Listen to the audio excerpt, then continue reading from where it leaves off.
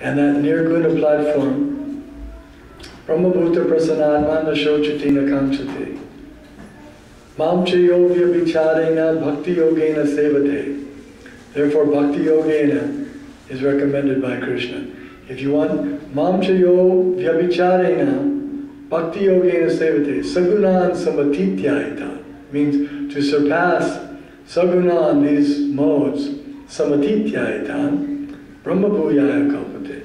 He comes to the level of Brahman. How? Mamcha Yogya Vicharena, by engaging in my devotional service, my Bhakti Yoga.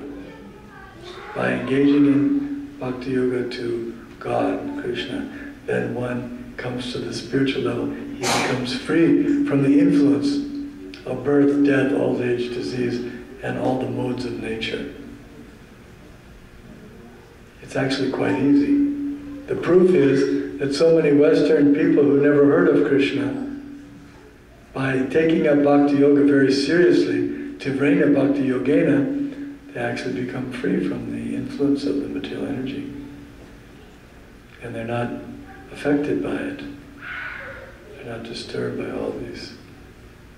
Before coming to Krishna consciousness, they were under the influence of the material modes of nature and they were suffering.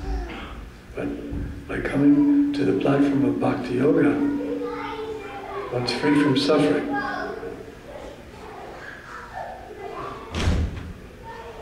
Okay? Good question.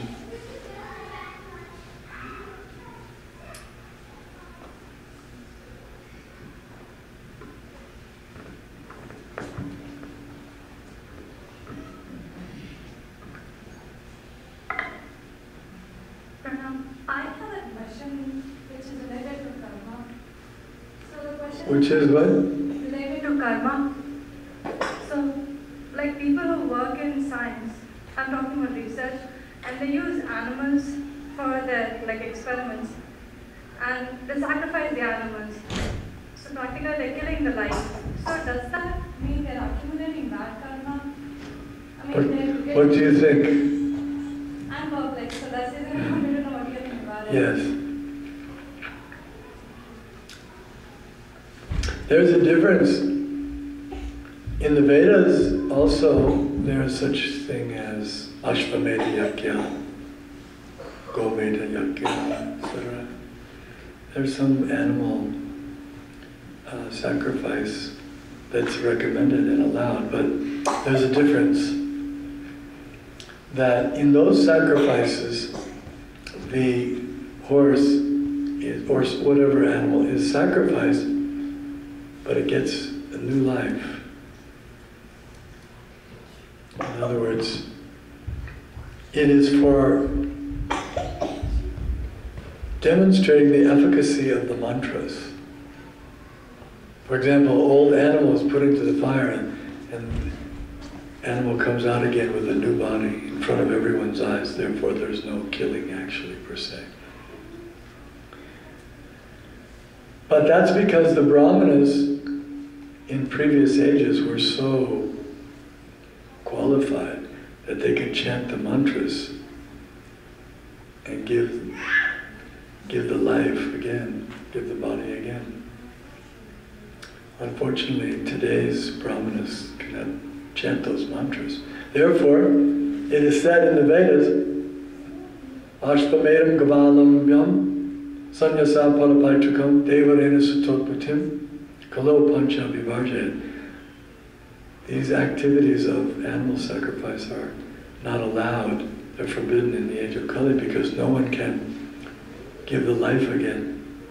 Even Lord Buddha came, Ahimso Paramo Dharmo, and he stopped the killing of animals. In fact, because the people at that time were so addicted to killing animals in the name of sacrifice, but mostly just for eating them, he had to say that I don't accept your Vedas. Nindas yajnavideh aha shuti jahatam. He had to renounce the Vedas. That was the only way he could get people to stop this killing of animals.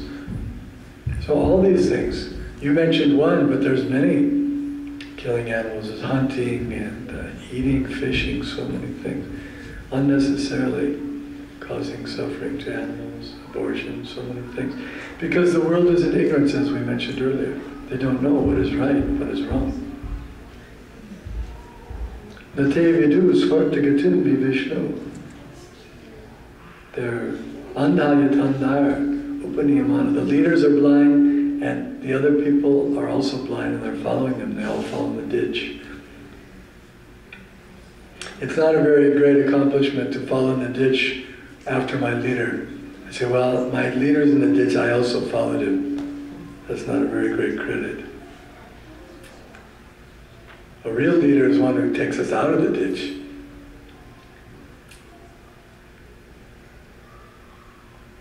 Okay?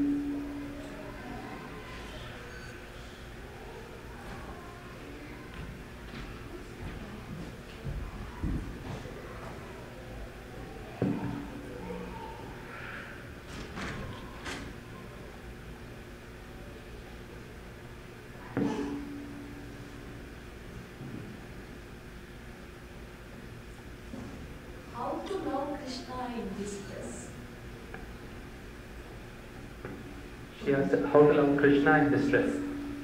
How to know him or how to love him? How to love him. Love him in distress. When you're in distress, or when he's in distress. He's never in distress.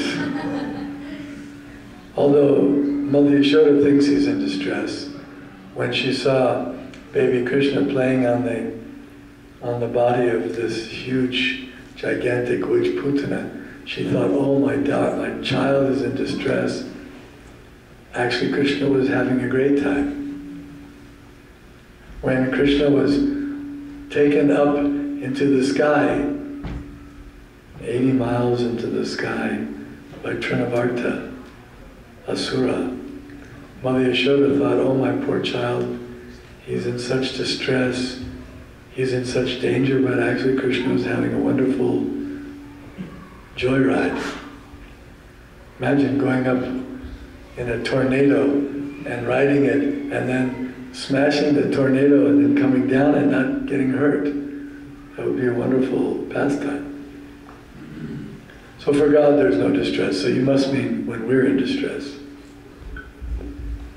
Well, that's why he's Dinabandhu. He's the friend of the distressed. He's the friend of the fallen, Patita Pavana. So, in that distress, we should call out. What does a baby do when the baby's in distress? Can anyone demonstrate?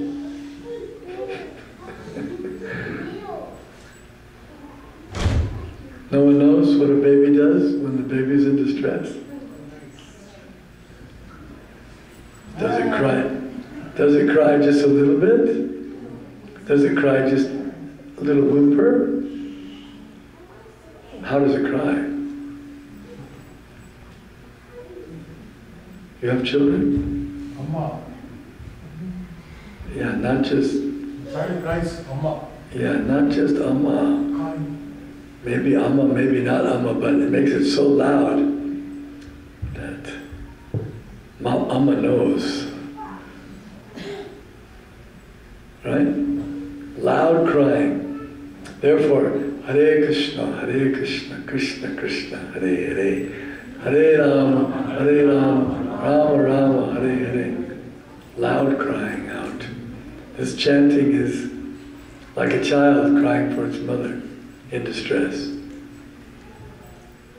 So you'll see if you try chanting loudly, sincerely.